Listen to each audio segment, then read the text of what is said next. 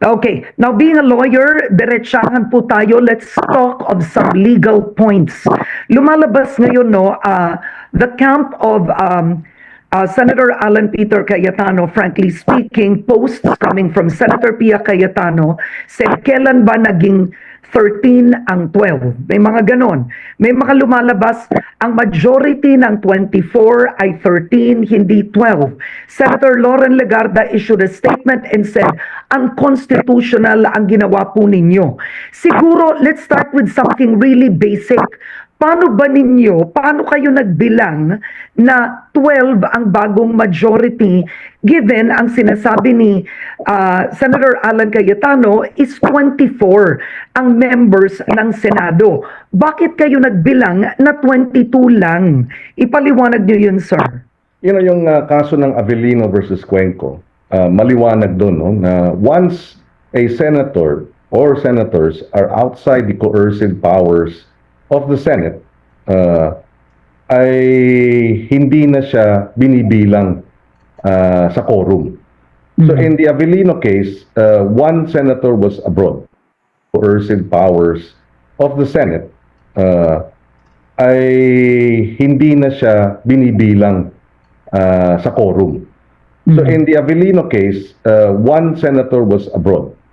So hindi na siya saklaw ng coercive powers of the state, of the Senate, and therefore they computed it at 23. So 50% plus 1, as far as the Avellino case is concerned, was 12. Quorum was 12. So that's one, no, the Avellino case. The other is the Constitution allows for the Senate to convene with a smaller number. No? That's the second. So there is a constitutional provision that allows us to adjourn and convene to do with a smaller number. And the third is legal precedents. We have, on many occasions in the Senate, for the record, constituted business with 12, because 12 is considered a quorum based on the circumstances of counting the quorum. No? In this case, Senator Jinggoy Estrada is no longer counted as part of the quorum because we no longer can compel him to attend because he is now under the jurisdiction of the courts. Diba? So, Senator, so we computed it, therefore 12 is sufficient. And yung sinasabi nilang 13, the Constitution says you need 13 to elect a Senate President. But you don't need 13 to remove or declare all positions vacant. And that's what we did. So sinasabi, he has been removed as Senate President and therefore is no longer Senate President because a motion to declare all positions vacant, including the position of Senate President, was passed. There was a motion, it was to declare all positions vacant. It was adopted. We had a quorum. So he has been removed as Senate President. And a vote of a unanimous vote with a quorum means that he is no longer Senate President. Okay. Kasi yung sinasabing members of the Senate, maganda linawin natin to, no? Because this will be studied, I think, in law classes, and kahit ang ordinaryong Pilipino, ito ngayon ang pinag-uusapan sa social media. Nung nakulong po ba si Laila de Lima, binibilang pa po ba siya? Si Trillanes, binibilang pa po ba siya nung nakakulong? Hindi. Yun, hindi rin. In fact, nung tatlong senador ang nakakulong noong 2015, hindi sila binibilang sa quorum. In fact, the quorum then, 17 senators were present and the quorum was 12. And naroon, in many occasions when the quorum, when the chair declared a presence of a quorum with 12 senators, in many instances in the past, present si Senator Alan Cayetano, Senator Pia Cayetano, and Senator Lauren Legarda. So, their own acts in the past of not contesting 12 as a quorum, diba, shows that 12 and not 13, depending on the circumstances, is sufficient to do business because you have a quorum of 12. Sinabi ni Senator Alan Cayetano, wala naman daw kayong business na ginawa. Ang nangyari, ginagamit yung dahilan yun para mag-session. Binago ang committee chairmanships. But in his Facebook Live, he said, wala naman kayong ginawa nung araw na yun. You know, the Constitution also provides that each house cannot adjourn for more than 3 days without the consent of the other house. So we were adjourned, and yesterday was the third day. And if we did not convene, we would have violated the Constitution. And therefore, that was also a compelling reason for us to convene. Yun ang problema eh. Yung non-convening since Monday violated our rules. And then, if we did not convene yesterday, would have violated the Constitution, because we needed to convene. Otherwise, we would, the 3-day adjournment under the Constitution required the consent of the House, and they didn't give it. So, yan ang problema eh. The boycott was contrary to our rules, because we were supposed to convene under our rules every 3 o'clock on weekdays when Congress is in session. We didn't do that Monday. We didn't do that Tuesday, and they refused to do it yesterday. So we were compelled by the rules, because they were being blatantly violated, and the Constitution. Now, Senator Pangilinan, meron po bang rule na kapag if the Senate chooses not to hold a session, can you clarify this? You would have to inform the lower house, and do you need to inform the president too? No. Okay. Neither house. This is section 16, paragraph 5, article 6. Neither house during the sessions of Congress shall, without the consent of the other, adjourn for more than 3 days. So that's very clear. It's a mandatory. The term is shall. And therefore, if we did not convene yesterday, we would have violated this provision of Article 6. All right. Now, Senator Alan Cayetano. Mula nung umpisa, sunod-sunod yung violation ng mga rules eh. Kaya nga kami nag-walk out dahil pinipilit nilang i-adapt yung electronic voting in violation of our rules. Hindi ba? So nakakalungkot, no? And then the non-convening, the boycott, this has never happened in my 4 terms in the Senate. This is my 4th term. Senate President has never boycotted the holding of sessions. This is the first, and again in violation of our rules. So yun, that was why we asked him to resign, and because he, instead of resigning, he continued his boycott. We had to act to remove him. The other violation of our rules,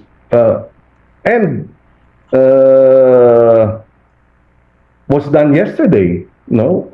We received a letter that we are in effect on sine die adjournment.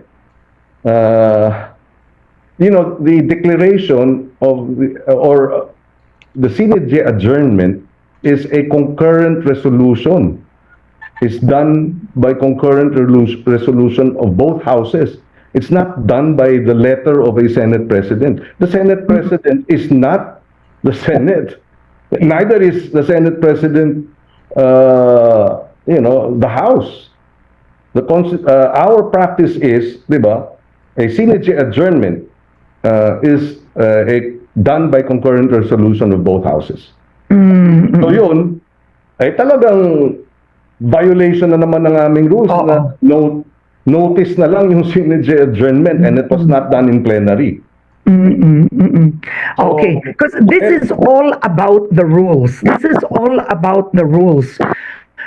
Senator Alan Peter Cayetano says he is still the legal and moral Senate President. In other words, he is not giving this up without a fight. He is not stepping down. Unfortunately, he has that history. He did the same in the House of Representatives.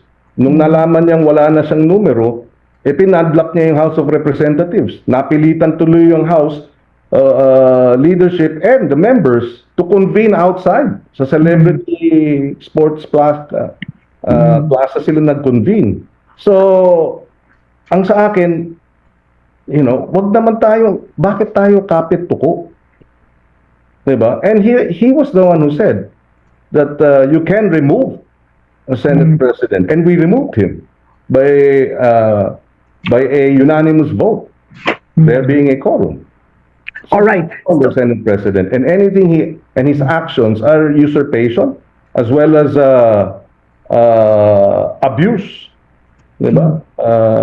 Actually, hindi abuse. Wala na nga siyang power. Wala na siyang authority. Okay, so Senator Pangilinan, what happens today? What happens today? Senator Alan Cayetano has said that, still claiming he is Senate President, said that the subcommittee hearing on the flood control of the Blue Ribbon Committee will still continue today. So isipin mo kung ipinatawag kang testigo, gulong-gulo ka ngayon, ano ba? Susunod ako sa imbitasyon ko ngayong araw o susunod ako sa sinabi ni Senator Erwin Tulfo na sa Lunes? Ano ba talaga, sir? Okay, yun din ang malungkot dahil unfortunately, this is drama on their part. Why? They want to project na pipilitin naming ipigil yung Senate Blue Ribbon Committee hearing. Sa Lunes nga Number one, gusto nilang ipakita na ayaw namin ng accountability. Sila gusto nila. Hindi ba? Ayaw namin pinagtatakpan namin ang katotohanan, sila hindi. Ang tanong ko sa kanila, simple lang. Kung talagang tunay na kayo'y interesado na managot sa Blue Ribbon Committee hearing na yan, bakit niyo hinalal 2 vice chairman na parehong may plunder case? Gusto niyong paimbestigahan yung Blue Ribbon Committee flood control, pero yung ginawa ninyong vice chairman involved sa flood control at ngayon ay nakakulong. At yung isa naman, plunder din ang kaso. So, dapat sana, iba yung sinasabi nila, iba yung ginagawa nila. Diba? Sasabihin nila, interesado sila sa may mga mananagot. Pero yung mga dapat managot, ginawa nilang vice chairman. O at least, under investigation. Yung isa, nililitis na. O, di ba? So, sana, itigil na nila. And of course, our appeal is, 5 Senate presidents have expressed their desire na magbitiw na si former Senate President Alan. Who are they? Former Senate President Drilon, former Senate President Soto, former Senate President Zubiri, former Senate President Coco Pimentel, and former Senate President Cheese. So, tama na. Wag na po tayong kapit-tuko. Wag na nating i-drag ang buong institusyon dahil sa sariling kagustuhang manatiling nakaupo at ayaw bitiwan o ayaw bumaba sa pwesto. Wag So, naman paano po? ganyan. Okay. And we appeal to others who are supporting him, other senators. Sana let's think of the institution. This is not good. This is not right. And we on the SB 11 and now we're 12, diba? Our interest here is let us salvage the reputation of the Senate as an institution. Okay, now Senator Kiko, the thing is, the Senate presidency, the seat is now vacant. On July 6 is the impeachment trial, right? So you need a presiding officer. Who will be presiding? Because sa isip ni Senator Alan Cayetano, ako ang Senate President, I will preside. Kaso, nag-appoint na kayo ng bagong Senate pro tempore that technically the rules allow that if hindi available ang Senate President, the Senate pro tempore can actually hold session. So, ang tanong ko lang, no, just for rules purposes, pwede ba mag-preside ng impeachment trial ang Senate pro tempore or hindi po? Pero pwede, because the Pwede. Oh, so paano yan? Paano yan, Senator Kiko? Sino ngayon ang magpe-preside ng impeachment trial? Hindi naman papayag si Alan Cayetano. What would happen now? Then we will have to vote in the impeachment trial as to who should be the presiding officer. So, okay, so paano pag nag-vote kayo, ang mangyayari 12, you'll get a 12, and he'll probably have his solid 11. Parang ganon. Or 10. Ilan na lang ba sila? 10. Kasi 22 kayo. You are 22 on the floor. Well, diba? Now it's 12, 10. So 20. Yes. Right. Oo. So But what if Alan Cayetano decides that to delay the impeachment? Yung trial mismo ay yung trial.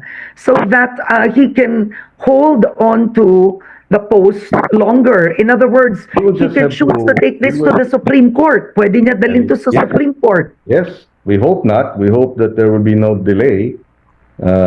But if there are efforts, to derail the proceedings, we will have to vote on it. And if they bring it to the Supreme Court and the Supreme Court doesn't issue any restraining order, then we will proceed.